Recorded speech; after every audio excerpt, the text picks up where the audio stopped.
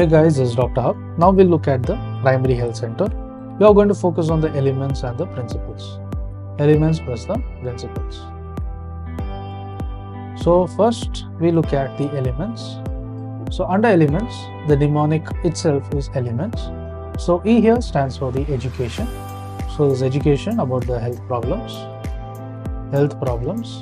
and also the prevention and the control is done. Next comes the L, elements L. L is for the locally endemic diseases. There is locally endemic diseases, and that is there is prevention as well as control. Then comes E, elements E. E is for the essential drugs. Essential drugs. Then is M. M is for the maternal and child health care. Maternal as well as child health care. Next is expanded.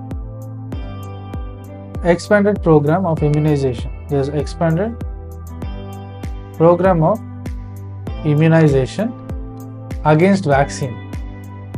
Against vaccine preventable diseases. So it is the expanded program of immunization. It is against the vaccine preventable diseases. Then we look at N. N stands for the nutrition.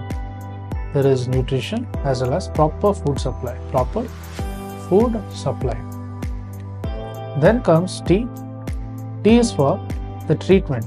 The treatment of the common diseases. The common diseases and the injuries. Next comes S. S is for the safe water as well as the sanitation. Safe water and the sanitation. So let's repeat. There is education, there is local endemic diseases, essential drugs, maternal child health care, there is expanded program of immunization, there is natural nutrition and the proper food supply, there is treatment and safe water. So now we will go on to the principles.